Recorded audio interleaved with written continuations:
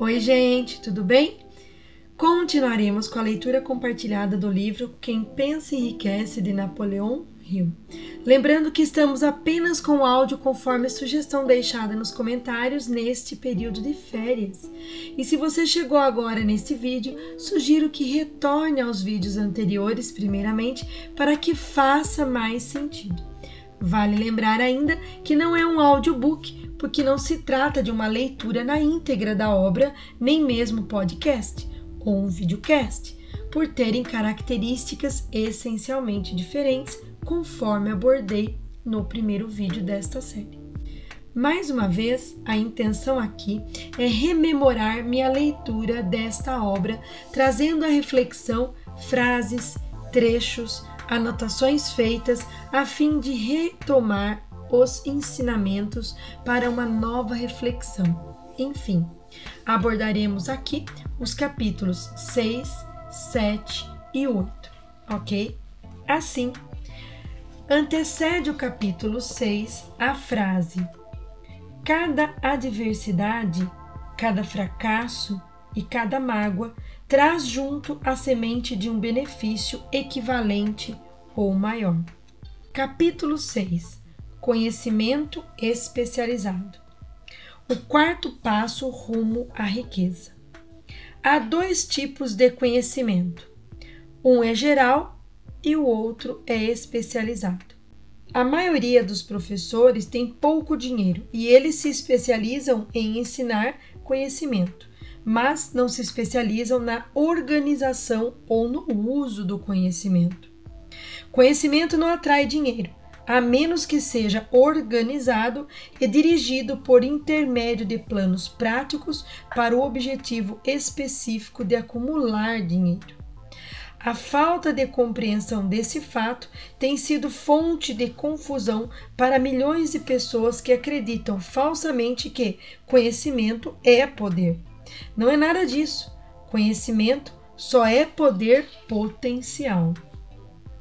Uma pessoa educada é alguém que desenvolveu de tal forma suas faculdades mentais que pode adquirir o que quiser, ou seu equivalente, sem violar os direitos dos outros. Qualquer pessoa é educada quando sabe onde buscar o conhecimento de que precisa e como organizar esse conhecimento em planos de ação definidos. Transcorrendo o capítulo, um subtítulo: você pode ter todo o conhecimento de que precisa. Antes de poder transmutar seu desejo em dinheiro, você vai precisar de conhecimento especializado sobre o serviço, a mercadoria ou a profissão que pretende oferecer em troca da fortuna. Talvez possa precisar de muito mais conhecimento especializado do que tem capacidade ou inclinação para adquirir. Na sequência, o livro traz alguns comentários, conceitos, definições, esclarecimentos sobre o Mastermind. E na sequência, mais um subtítulo: é bom saber como comprar conhecimento e é bom saber onde procurar. Em primeiro lugar, decida o tipo de conhecimento especializado de que você precisa e para que ele é necessário. Em grande parte, seu maior objetivo na vida, o propósito pelo qual você está trabalhando, vai ajudar a determinar de que conhecimento você precisa. Seu próximo movimento requer informação precisa sobre fontes confiáveis de conhecimento. E ainda, o conhecimento deve ser organizado e posto em uso para que o objetivo é definido por meio de planos práticos. Conhecimento não tem valor, exceto pelo que pode ser adquirido com sua aplicação relacionada a algum fim válido. Na sequência, um parágrafo extremamente relevante que nos faz refletir sobre a importância de investir em educação, investir em cursos. Pessoas bem-sucedidas nunca deixam de adquirir conhecimento especializado relacionado aos seus maiores objetivos, seus negócios ou sua profissão. As que não são bem-sucedidas normalmente cometem o engano de acreditar que o período de aquisição de conhecimento acaba quando se conclui a escola. A verdade é que as escolas fazem pouco mais do que ensinar como adquirir conhecimento prático. Já na sequência, há um comentário dessa edição que achei extremamente interessante. Em seu best-seller Inteligência Emocional, Daniel Goleman criou um argumento convincente de que o jeito como as pessoas lidam consigo e com seus relacionamentos, o qual ele chama de inteligência emocional, ou IE, é um indicador muito melhor que o QI para prever se uma pessoa será bem-sucedida na vida. E ainda, suas capacidades naturais e habilidades interpessoais podem ser muito mais importantes para a aquisição do sucesso. Retoma aqui a importância, do network. Mais um subtítulo: A estrada para o conhecimento especializado. Nesse trecho, um pensamento que sintetiza essas páginas.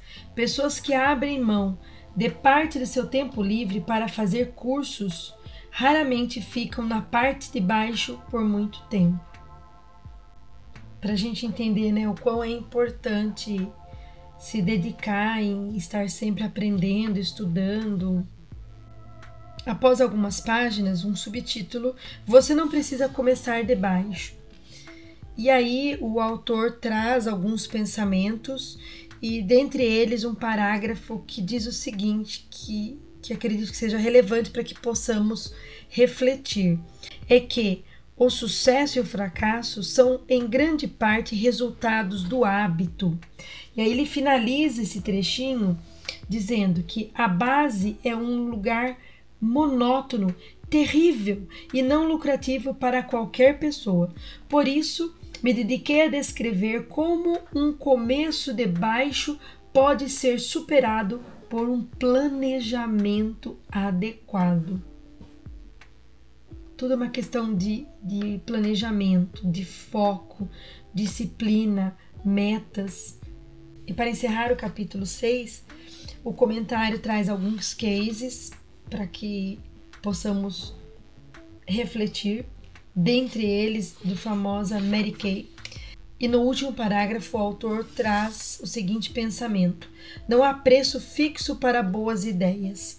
Capacidade significa imaginação, a única qualidade necessária para combinar conhecimento especializado com ideias para criar planos organizados que vão produzir riqueza.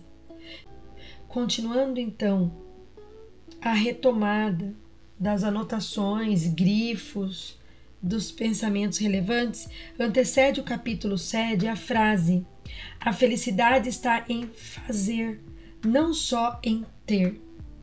Capítulo 7, imaginação, a oficina da mente, o quinto passo rumo à riqueza. A imaginação é literalmente a oficina onde todos os planos são criados. É onde o impulso, o desejo, ganha forma e ação com a ajuda da capacidade imaginativa da mente. Já foi dito que podemos criar qualquer coisa que podemos imaginar. Com a ajuda da imaginação, descobrimos e dominamos mais das forças da natureza nos últimos 50 anos do que em toda a história da raça humana antes desse período.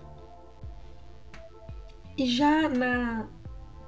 já no início desse capítulo, o autor traz o seguinte subtítulo: duas formas de imaginação. A capacidade imaginativa funciona de duas maneiras. Uma é conhecida como imaginação sintética e a outra como imaginação criativa. E na sequência, o comentário: imaginação sintetizada. Por meio dessa capacidade, você organiza antigos conceitos, ideias ou planos em novas combinações.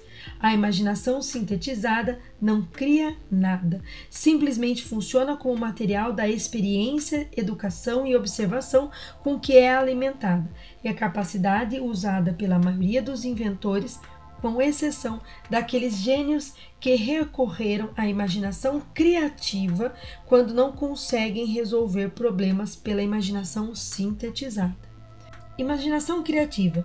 Por meio da faculdade da imaginação criativa, a mente humana finita tem comunicação direta com a inteligência infinita, a faculdade pela qual palpites e inspirações são recebidos. É por intermédio dessa faculdade que todas as ideias básicas ou novas são entregues à humanidade.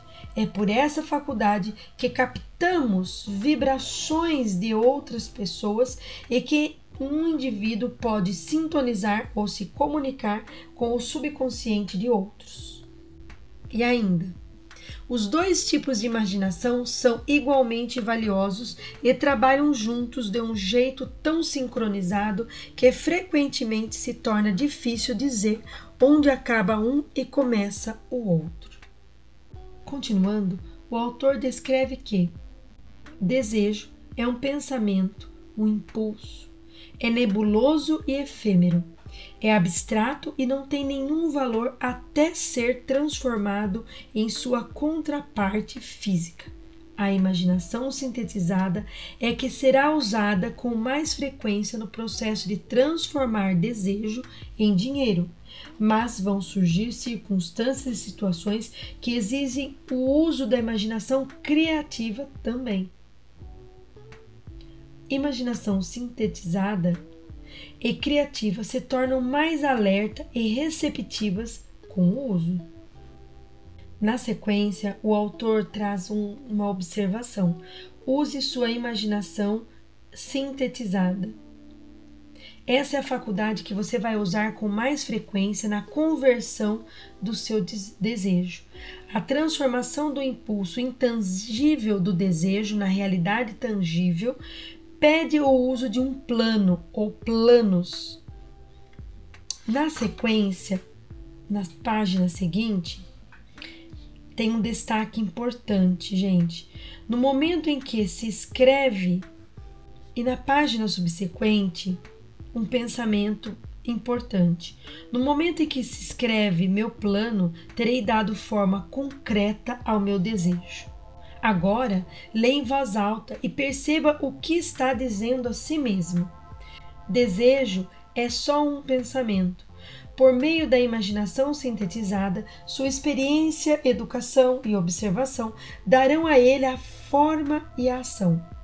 A partir do momento em que se seguir essas instruções e escrever seu desejo e seu plano, você terá realmente dado o primeiro de uma série de passos para que permitirão converter o pensamento em sua contraparte física. É a questão do pensamento, sentimento e materialização. Da mesma forma que existem exercícios específicos que desenvolvem e melhoram a musculatura física, foram desenvolvidos exercícios específicos para melhorar e desenvolver a imaginação, e acredita-se que a criatividade desenvolvida em uma área vai afetar sua criatividade em outras. Um subtítulo na sequência: recorrendo à imaginação criativa. Até onde a ciência foi capaz de determinar, todo o universo consiste apenas em 4 coisas: tempo, espaço, matéria e energia. E logo na linha de baixo, cada uma das bilhões de células individuais do seu corpo e de todas as partículas subatômicas da matéria começaram como uma forma intangível de energia. Pela combinação de energia e matéria foi criado tudo o que é perceptível, da maior estrela do céu até a inclusive o próprio homem. Desejo é o impulso de pensamento. Impulsos de pensamento são formas de energia. Quando você começa o processo de adquirir dinheiro, quando, usando o impulso de pensamento do desejo, está recrutando para o seu serviço a mesma coisa que a natureza criou a Terra. Aqui fica claro o pensamento de que tudo que temos no plano mental tem grande possibilidade de se materializar aqui no plano físico. Interessante colocar que Muitos estudiosos dessa área, dessa linha, carregam consigo a frase de que pensou, criou, pensou, criou. E um comentário logo abaixo diz que Einstein afirmou: energia e matéria são, na verdade, formas diferentes da mesma coisa. Portanto, você, matéria, seus pensamentos, energia, todas as outras pessoas, matéria, e seus pensamentos, energia, e todas as outras coisas, matéria, não só estão interconectados, como, em essência, são a mesma coisa. Hill chama essa inter-relação de tudo como tudo de inteligência infinita. Vale reforçar que quando ele propõe a questão da autossugestão, ele propõe que a mente subconsciente é a conexão com a inteligência divina, com a inteligência infinita, divina, o eu superior, a fonte criadora, Deus, universo. Logo na próxima página, um subtítulo: Como fazer o uso prático da imaginação. Ideias são o ponto de partida de todas as fortunas. Ideias são produtos da imaginação. E na sequência, o autor traz alguns relatos para confirmar esse pensamento que ele trouxe então. Enfim, mais algumas páginas adiante, como transmutar ideias em dinheiro.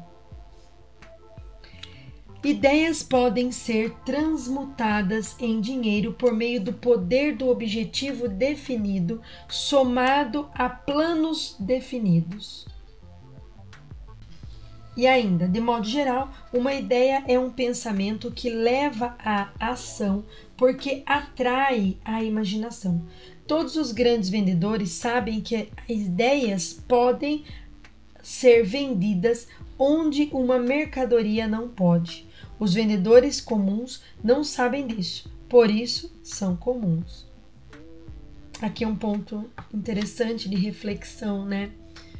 E outros autores trazem também essa questão de enxergar além. E na sequência, o autor traz o relato de alguns casos que ele teve ciência ao longo, então, desse estudo, dessa pesquisa. Enfim, a frase que antecede o capítulo 8 é: conte ao mundo o que você pretende fazer, mas antes, mostre. Capítulo 8, planejamento organizado. A cristalização do desejo em ação. O sexto passo rumo à riqueza. Você aprendeu que tudo o que criamos ou adquirimos começa em forma de desejo. O desejo é levado de abstrato a concreto na oficina da imaginação, onde os planos para sua transição são criados e organizados. Assim, o autor retoma o capítulo 3 sobre o desejo e as 6 etapas práticas para que possa definir e começar a traduzir o desejo em um equivalente monetário. Uma das etapas que você deve cumprir é a formação de um plano ou de planos bem definidos e práticos. Nesse sentido, o autor então traz algumas instruções básicas para a composição desses planos práticos. Primeiramente, alie-se a um grupo de tantas pessoas quantas possam ser necessárias para a criação e execução do seu plano ou planos para acúmulo de dinheiro. Número 2. Antes de formar sua aliança, decida quais vantagens e benefícios você pode oferecer aos membros desse grupo em troca da cooperação. Passo 3. Reúna-se com os membros do seu grupo de pelo menos 2 vezes por semana e mais frequentemente, se possível, até ter aperfeiçoado o plano ou os planos necessários para o acúmulo de dinheiro. Quarto passo, mantenha perfeita harmonia entre você e todos os membros do seu grupo. Se não cumprir essa instrução ao pé da letra, pode contar com o fracasso. O autor ainda traz um alerta. Mantenha-se atento aos seguintes fatos. Você está envolvido em um empreendimento muito importante para você. Para ter certeza do sucesso, precisa ter planos impecáveis. Você deve contar com a vantagem da experiência, educação, habilidade inata e imaginação das outras mentes. Aqui muito é a questão de buscarmos mentoria, consultoria, pessoas que possam agregar no plano que você traçou.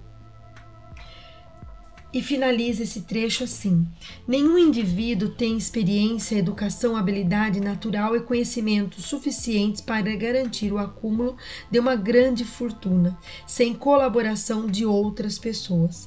Todo plano que você adotar para ganhar dinheiro deve ser uma criação conjunta de todos os membros do seu grupo. Você pode criar os próprios planos no todo ou em parte, mas providencie para que esses planos sejam verificados e aprovados pelos membros dessa sua aliança. E na sequência, um subtítulo interessante destacado pelo próprio autor: se o primeiro plano não der certo, tente outro. Esse é o ponto em que a maioria das pessoas fracassa pela falta de persistência na criação de novos planos para substituir aqueles que falharam. Não se esqueça disso e lembre-se, quando seus planos falharem, que a derrota temporária não é um fracasso permanente. Isso significa apenas que seus planos não estavam sólidos. Crie outros planos, comece tudo de novo. E o autor ainda reforça após alguns parágrafos: quando a derrota vier, aceite-a como um sinal de que seus planos não são sólidos. Reconstrua esses planos e volte a navegar em direção ao seu objetivo. Se desistir antes de alcançar o objetivo, você é um desistente. Um desistente nunca vence e um vencedor nunca desiste. É bem isso. Um desistente nunca vence e um vencedor nunca desiste.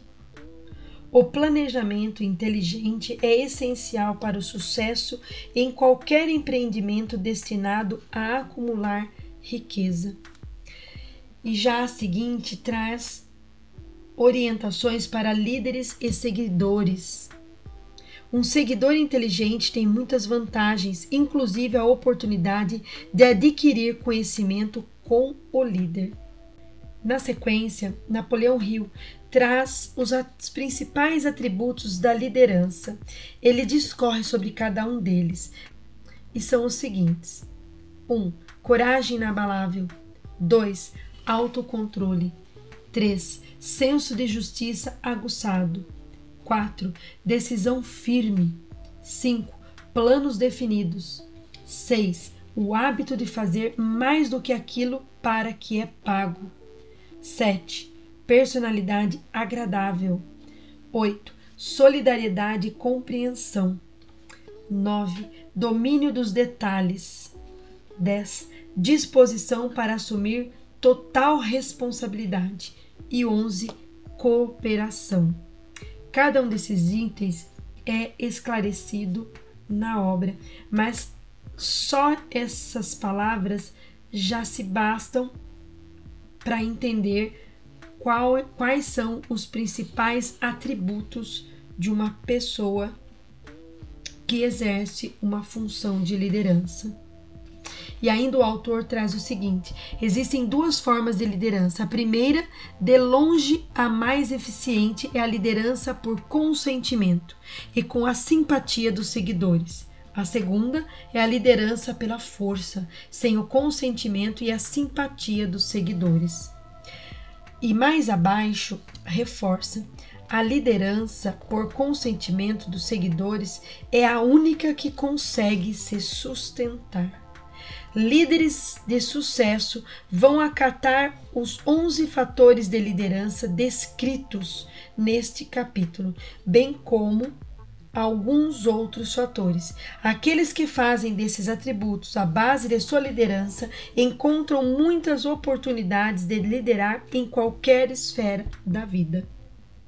Interessante, muito interessante.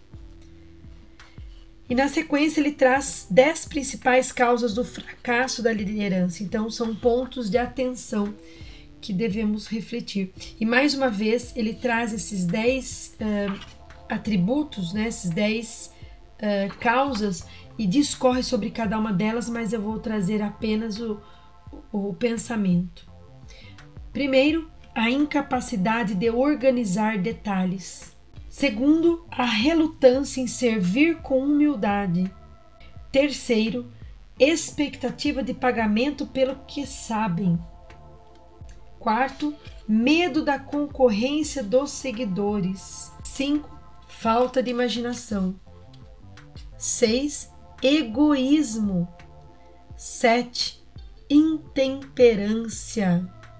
8, deslealdade. 9, ênfase na autoridade da liderança. E 10, ênfase no título. Ainda faz uma observação que qualquer uma delas vai contribuir para o fracasso desse líder. Na sequência, o autor traz um subtítulo: Quando e como se candidatar a um cargo. E aí tem alguns comentários na edição e outros do próprio Napoleão Hill sobre a questão da apresentação ao empregador, né, desde a um currículo a como se comportar numa conversa nessas situações. Continuando, um subtítulo: qual é a sua avaliação de QQE? E na sequência, o autor explica que QQE significa qualidade mais quantidade mais espírito de cooperação. Essa fórmula, o autor entende que é a venda perfeita do seu serviço. Analise a fórmula para ter certeza que compreende exatamente o que significa. O autor discorre que qualidade de serviço significa desempenhar cada detalhe relacionado à sua posição de maneira mais eficiente possível, sempre com o objetivo de maior eficiência. Quantidade de serviço significa o hábito de prestar todo o serviço de que você é capaz em todos os momentos, com o propósito de aumentar a quantidade de serviço prestado enquanto desenvolve maior capacidade pela prática e experiência. A ênfase é novamente colocada na palavra hábito. Espírito de serviço significa o hábito da conduta agradável e harmoniosa que introduzirá a cooperação de associados e colegas de trabalho. E seguindo o capítulo 8, o autor traz uma enumeração das grandes causas de fracasso.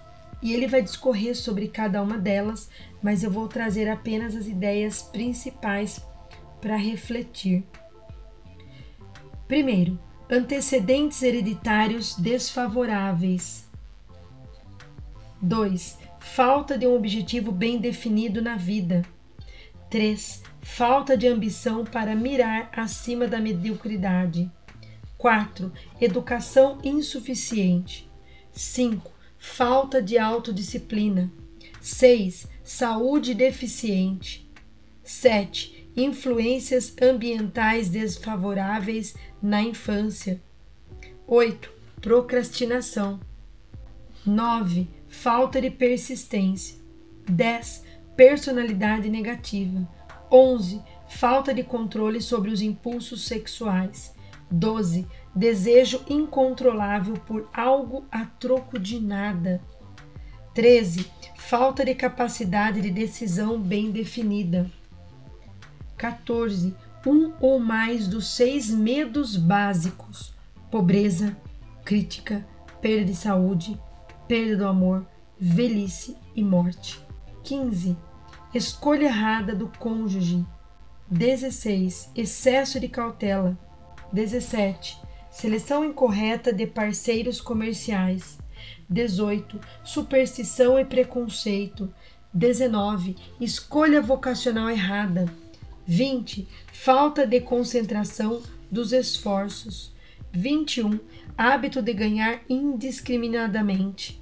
22. Falta de entusiasmo. 23. Intolerância. 24. Intemperância. 25. Incapacidade de cooperar com outros. 26. Poder que não foi conquistado por esforço próprio. 27. Desonestidade intencional. 28. Egocentrismo e vaidade. 29. Adivinhar em vez de pensar. 30. Falta de capital. E o 31º, 31, o autor deixa livre para que possamos trazer aquilo que pensamos também sobre o que é fracasso. E já na sequência, um subtítulo extremamente importante que está destacado inclusive pelo autor. Você sabe qual é o seu valor? A mais antiga das exortações é: conhece a ti mesmo. Se você comercializa mercadorias com sucesso, tem que conhecer a mercadoria. O mesmo é válido para marketing de seus serviços pessoais. Você deve conhecer todas as suas fraquezas para superá-las ou eliminá-las por completo. Deve conhecer seus pontos fortes e a fim de chamar a atenção para aqueles que, ao vender seus serviços, você só consegue se conhecer por meio de uma análise precisa. E ainda, uma coisa é querer dinheiro, mas valer mais é algo completamente diferente. Seu valor é estabelecido inteiramente por sua capacidade de prestar um serviço útil ou de induzir outras pessoas a prestar tal serviço. E na sequência, o autor sugere que façamos uma autoanálise pelo menos uma vez a cada ano. E ainda ele deixa aqui um rol de questões para que façamos nesse momento de autoavaliação, de autoanálise, de reflexão. Primeiro, alcancei o objetivo que estabeleci para este ano?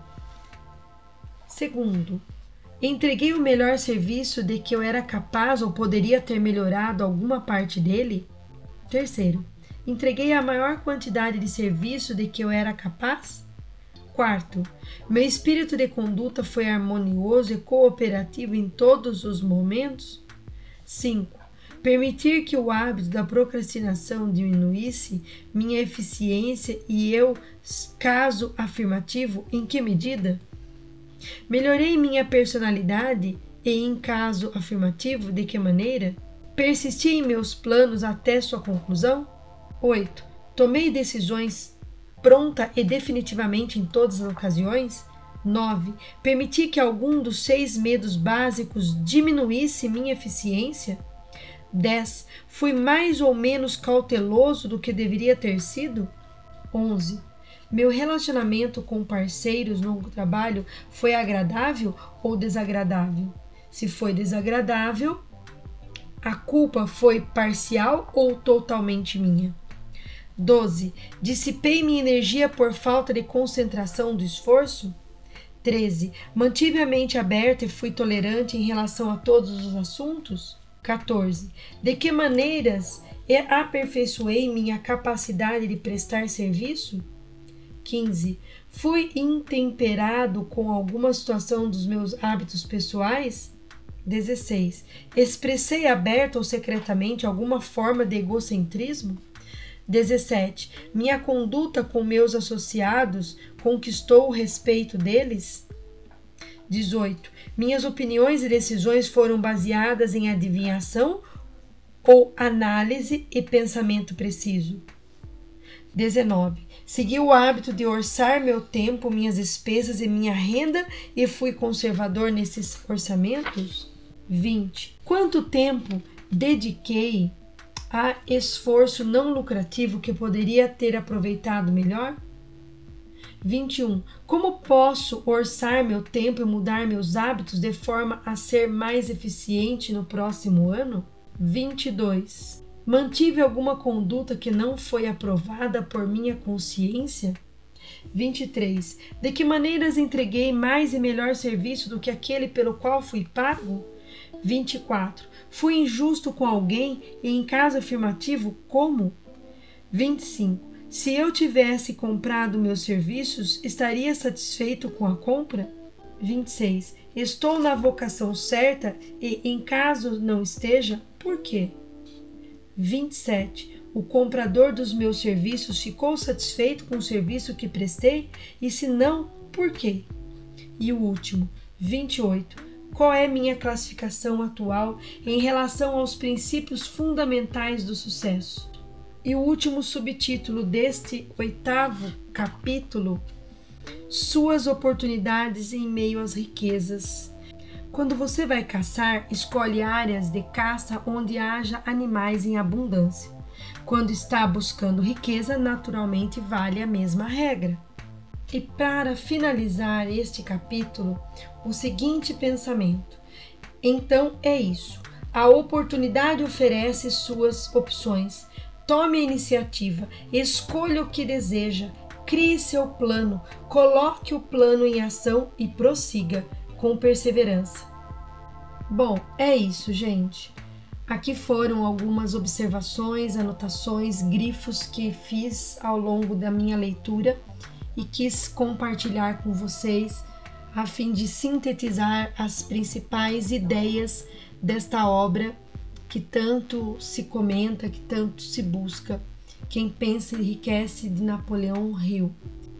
Portanto, quero ressaltar mais uma vez de que o objetivo não é realizar a leitura na íntegra do livro em estudo, mas sim trazer à luz trechos, frases, anotações que fiz ao longo da minha leitura, retomar esses conceitos e ensinamentos para uma nova reflexão, contextualizando esse momento em que estamos vivendo, o início de um ano, início de um novo ciclo, uma época de planejamento, replanejamento, retomada das nossas metas, enfim.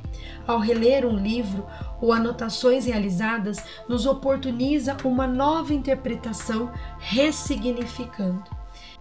De qualquer maneira, espero que tenha feito sentido o estudo de hoje e vou deixar na descrição deste vídeo uma síntese desses capítulos que refletimos aqui neste vídeo, ok?